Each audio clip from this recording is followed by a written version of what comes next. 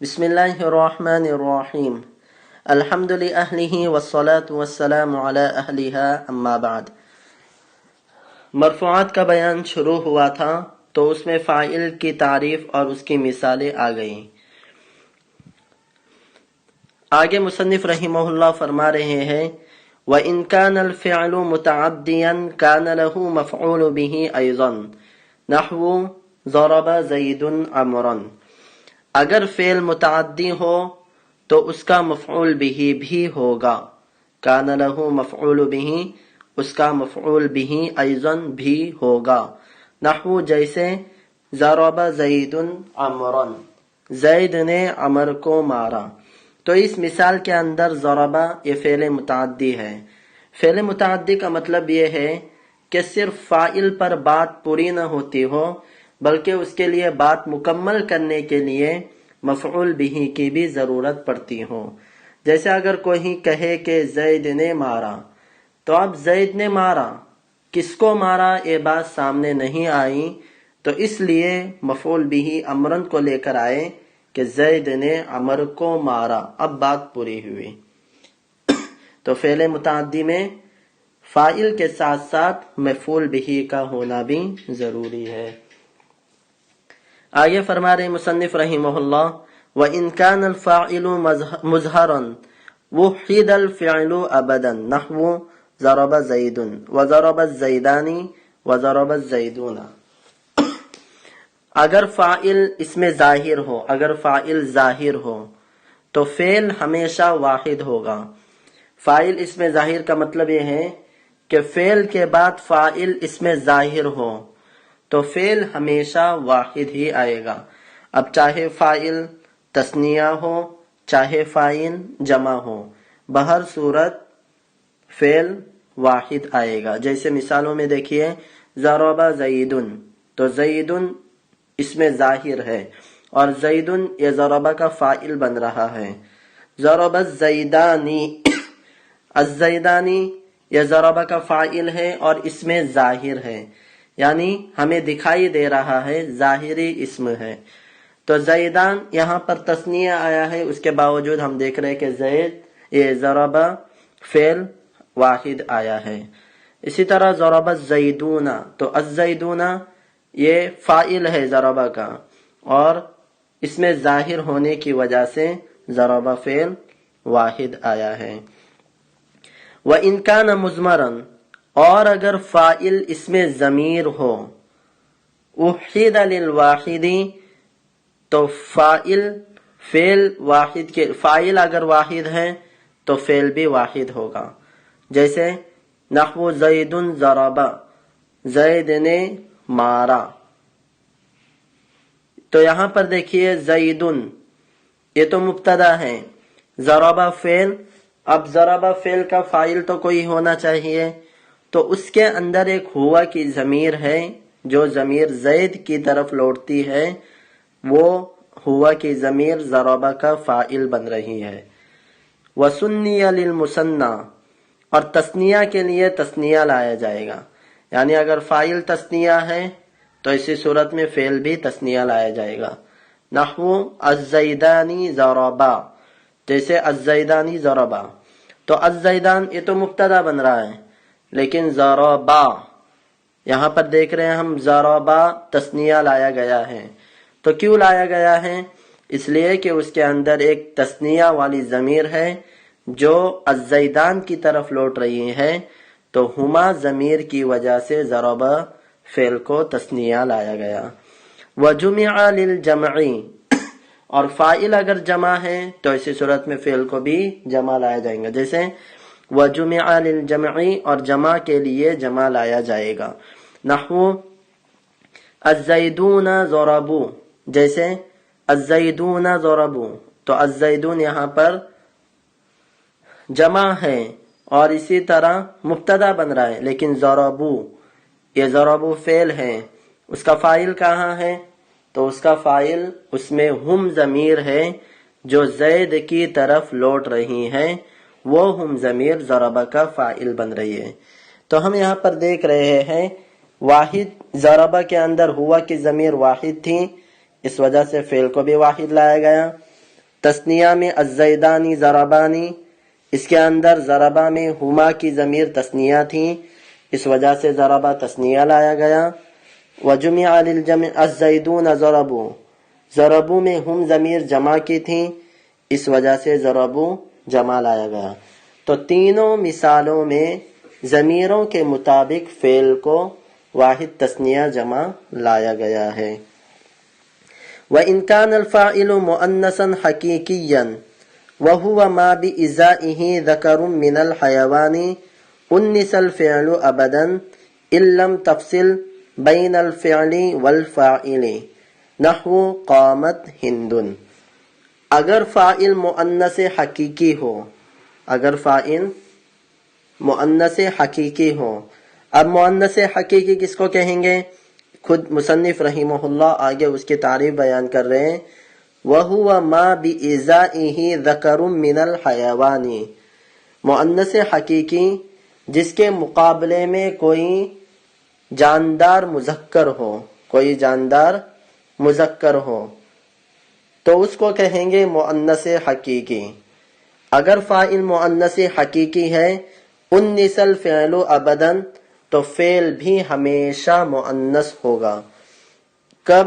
اس کے لیے ایک شرط لگا رہے ہیں، إِن لَّمْ تَفْصِلْ بَيْنَ الْفِعْلِ وَالْفَاعِلِ، جبکہ فعل اور فاعل کے درمیان فاصلہ نہ ہو۔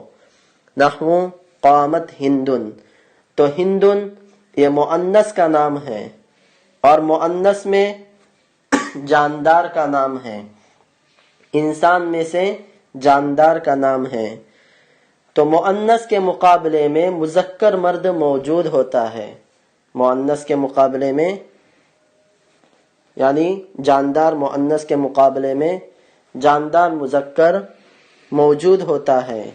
تو اس وجہ سے یہاں پر ہندن یہ فاعل مؤنث حقیقی کہلائے گا۔ تو مؤنث حقیقی اس مثال میں فاعل واقع ہو رہا ہے، اس وجہ سے قامت اس کو بھی فعل لایا گیا۔ اب انہوں نے شرط ایک رکھی تھی، جبکہ فعل اور فاعل کے درمیان فاصلہ نہ ہو۔ تو ہم دیکھ رہے قامت ہندن، قامت فعل ہے، ہندن فاعل ہے، ان دونوں کے درمیان کوئی فاصلے والی چیز یعنی فاصلے والا کلمہ نہیں لایا گیا ہے۔ قامت کے فوراً بعد ہندن ہے اور ہندن کے فوراً پہلے قامت ہے، تو ان دونوں کے درمیان کوئی فصل واقع نہیں ہوا ہے، کوئی جدائی درمیان میں واقع نہیں ہوئی ہے، اس وجہ سے یہاں پر فعل کو مؤنث لایا گیا ہے۔ فَإِن فَصَلْتَ، اگر آپ فعل اور فاعل کے درمیان فصل واقع کریں، قامت ہندن میں کوئی فصل واقع نہیں ہے، لیکن اگر آپ فصل واقع کریں جیسے مثال میں، تو کیا ہوگا فصل واقع کرنے کی صورت میں؟ فَلَكَ الْخِيَارُ فِي التَّذْكِيرِ وَالتَّأْنِيسِ، تو فعل کے مذکر اور مؤنث لانے میں آپ کا اختیار ہے۔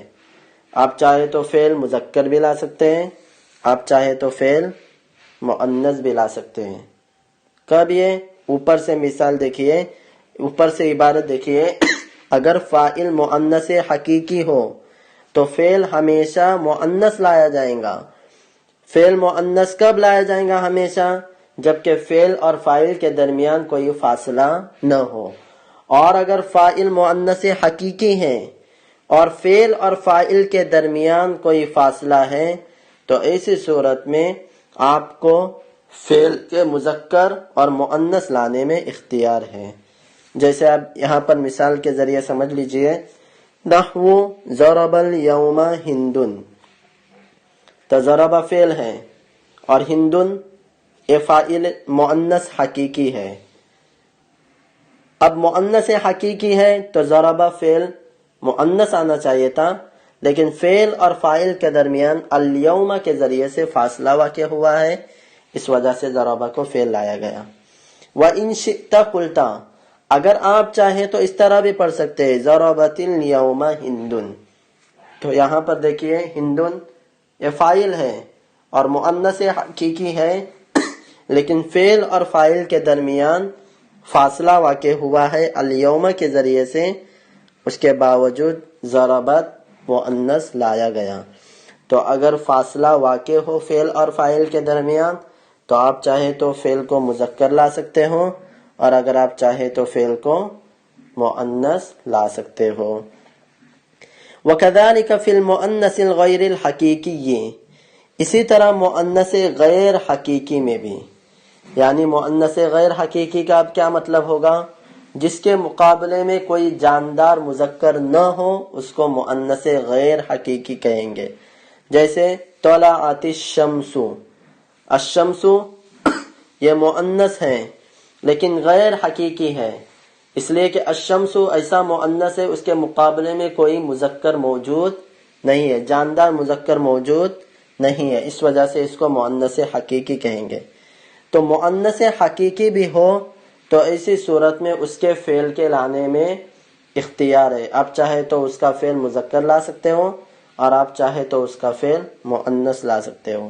تو جیسے طلعت الشمس، تو الشمس مؤنث غیر حقیقی ہے، طلعت فعل ہے، تو طلعت یہ مؤنث ہونے کی وجہ سے کیا آیا ہے؟ طلعت اس کے مطلب مؤنث ہونے کی وجہ سے طلعت فعل کو مؤنث لایا گیا ہے۔ وَإِن شِئْتَ قُلْتَ، اور اگر آپ چاہے تو اس کو ایسا بھی پڑھ سکتے ہو طلع الشمس۔ کیوں طلع الشمس مؤنث ہونے کے باوجود فاعل؟ اس لیے کہ یہ فاعل مؤنث غیر حقیقی ہے، اس وجہ سے طلع فعل مذکر لایا گیا ہے۔ هذا اذا كان الفعل مسندا الى المظهر وان كان مسندا الى المضمر انس ابدا۔ اب یہ جو مؤنث غیر حقیقی میں فعل کے مذکر لانے اور مؤنث لانے میں اختیار دیا گیا ہے، یہ کب ہوگا؟ جبکہ فعل اس میں ظاہر کی طرف مسند ہو، یعنی فعل کی اسناد اس میں ظاہر کی طرف کی گئی ہو، تب یہ آپ کو اختیار دیا جائے گا فعل کے مذکر اور مؤنث لانے میں۔ اس میں ظاہر مطلب دیکھیے، ضرب الیوم ہند، ضربت الیوم ہند، طلعت الشمس، طلع الشمس، تو الشمس یہ فاعل ہے، تو فاعل اس میں ظاہر ہے، فعل کی اسناد اس میں ظاہر کی طرف کی گئی ہے، تو ہم لوگوں کو یہاں پر اختیار دیا گیا تھا۔ لیکن اگر فعل کی اسناد اس میں مضمر کی طرف ہو تو انس ابدا فعل ہمیشہ مؤنث ہوگا۔ نحو الشمس طلعت، جیسے الشمس طلعت، اس میں دیکھ رہے ہیں ہم لوگ طلعت، اس میں طلعت کا فاعل اس میں ضمیر ہے، جو اس میں ضمیر الشمس کی طرف لوٹ رہی ہے۔ اب وہ اس میں ضمیر کیا ہے؟ ہیا، ہیا یہ طلعت کا فاعل واقع ہو رہا ہے، تو یہاں پر فعل کی اسناد اس میں ضمیر کی طرف ہونے کی وجہ سے طلعت فعل کو مؤنث لایا گیا ہے، اور یہ مؤنث لانا ضروری ہے۔ السلام علیکم ورحمۃ اللہ وبرکاتہ۔